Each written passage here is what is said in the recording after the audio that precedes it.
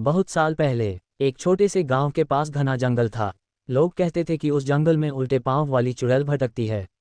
दिन में जंगल बिल्कुल शांत रहता था, लेकिन रात होते ही पेड़ों के बीच अजीब सी सरसराहट और औरत के कंगन जैसी छनक सुनाई देती। गांव का एक लड़का राजू देर रात अपने घर लौट रहा था। रास्ते में उसे पायल की छनक सुनाई दी। वो बोला, कौन है वहां? अचानक एक औरत सामने आई, लंबे काले बाल, सफ़ेद साड़ी, लेकिन उसके पांव पीछे की ओर मुड़े हुए। राजू का दिल जोर जोर से धड़कने लगा। चुड़ैल ने धीमे स्वर में कहा, कहाँ जा रहे हो? मेरे साथ चलो। उसकी आंखें अंगारे जैसी लाल चमकने लगीं। राजू भागने लगा, लेकिन चुड़ैल के उल्टे पांव उसे और तेज दौड़ने में मदद कर रहे थे। वो हवा जैसी राजू के पीछे दौड़ी। पेड़ों की शाखाएं हिलने लगीं, हवाएं गूंजने लगी। राजू किसी तरह मंदिर के दरवाजे तक पहुंचा और जोर से घंटा बजा दिया। घंटी की आवाज़ सुनते ही चुड़ैल चीख मारकर धुएं में बदल गई और गायब हो गई। गांव वाले कहते हैं कि आज भी अगर रात के समय जंगल से पायल की छनक सुनाई दे तो समझ लो उल्टे पांव वाली चुड़ैल पास ही है।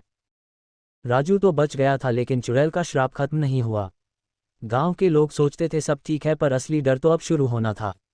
कुछ महीनों बाद गांव के कुएं के पास बच्चों ने सुना, रात में कोई औरत हंस रही है।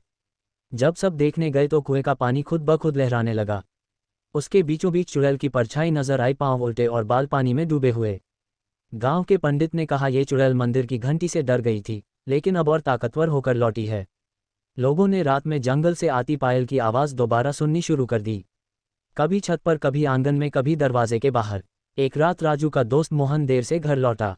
अचानक किसी ने पीछे से पुकारा, मोहन रुको। वो पलटा, सामने वही चुड़ैल थी, लेकिन इस बार उसकी आंखें और भी खतरनाक थीं और मुंह से राख जैसी धूल निकल रही थी। चुड़ैल ने मोहन को पकड़ने की कोशिश की, तभी गांव के लोग मशाल लेकर आ गए। सबने मिलकर मंत्र पढ़े और आग की गोल घेरा बना दिया। चुड़ैल चीखने लगी, ये लड़ाई अभी खत्म नहीं हुई, मैं लौटकर जरूर आऊंगी। और वो आग के धुएं में गायब हो गई।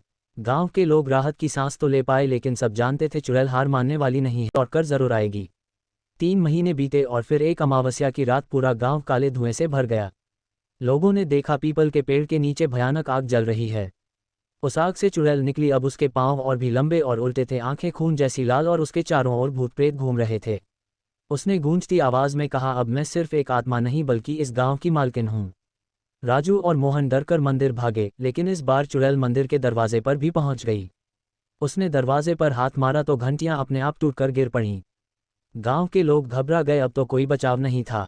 पंडित जी ने सबको इकट्ठा किया और कहा, इसका नाश सिर्फ उसी कुएं के पानी से होगा जहां इसकी परछाई पहली बार दिखी थी। राजू और मोहन ने हिम्मत करके कुएं से पानी भरा और मंत्र पढ़ते हुए चुड़ैल पर फेंका। जैसे ही पानी उसके शरीर पर गिरा, वो चीख मारकर कांपने लगी।